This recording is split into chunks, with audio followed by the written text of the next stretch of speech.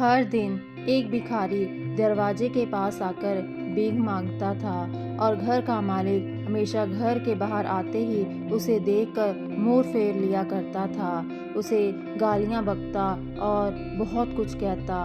वो कहता, तू जिंदा ही क्यों है? पूरी जिंदगी ऐसे ही भीख मांगेगा क्या? धरती का बोझ क्यों बना बैठा है? और कभी कभी उस भिखारी को गुस्से में वह धक्का भी मार दिया करता। इतना कुछ हो जाने के बावजूद भी वह भिखारी के मुंह से सिर्फ यही निकलता कि भगवान तुम्हारे पापों को माफ़ करे। एक बार सेठ को धंधे में बड़ा नुकसान होने की खबर मिली। सेठ बहुत परेशान था कि तभी उसके दरवाजे पर वही भिखारी आया। गुस्से में अपना आपा खोते हुए सेठ ने उस भिखारी को पत्थर तक मार डाला। पत्थर लगने के कारण भिखारी का सर फूट गया और उसके सर से खून बहने लगा।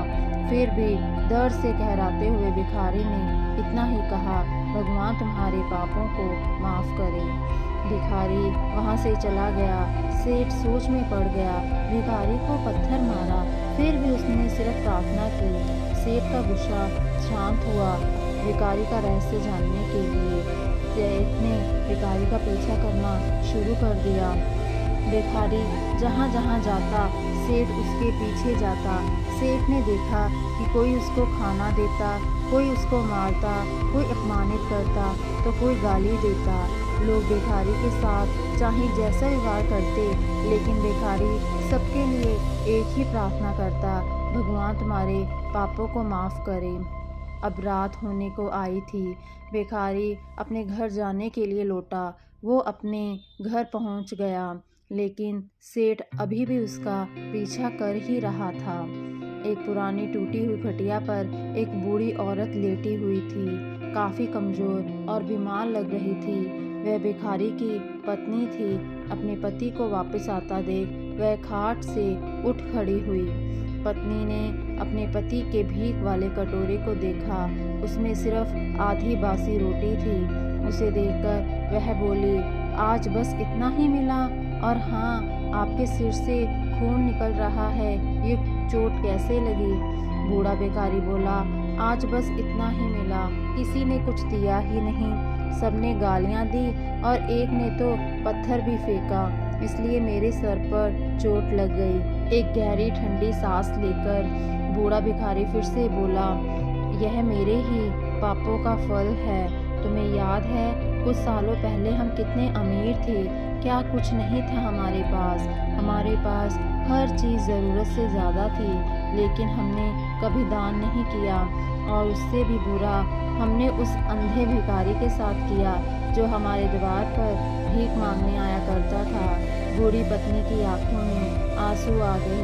वह बोली, हाँ, हम उस बेचारे अंधे के साथ बहुत बुरा करते थे, उसका अपमान करते थे, उसे खाने के लिए रोटी की जगह कागज दिया करते, उसका मजाक उड़ाया करते और कभी कभी मारा भी करते।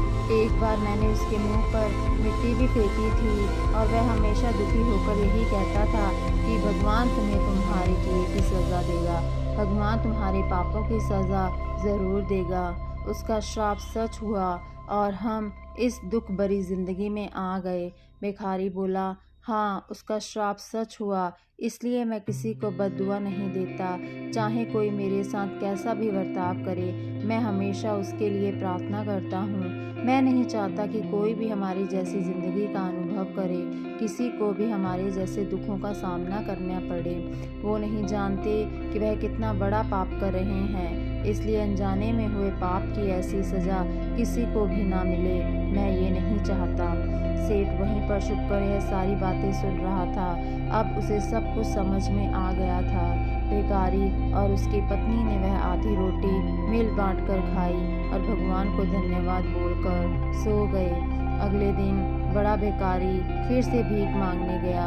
सेठ ने पहले से ही गरम रोटी या उसके लिए निकाल कर रखी थी। उसे देते हुए सेठ विनम्रता से बोला, माफ़ कर दीजिए बाबा, उसे बहुत बड़ी गलती हो गई। बूढ़ा भिखारी बोला, भगवान तेरा भला करे। इतना कहकर वह आगे निकल गया। इस कहानी से जो सीख लेने लायक है वह बड़ी ही सिंपल है। कि आदमी चाहे किसी के बारे में बुरा कहे या भला कहे, लेकिन भगवान सिर्फ कर्म के हिसाब से उसको फल देता है। क्या हुआ अगर भगवान नहीं दिखता है, लेकिन यह बात बिल्कुल सच है, उसके खाते में सबका हिसाब बहुत बहुत पक्का होता है। इसलिए जब किसी के लिए कुछ भी करो तो अच्छा ही करो।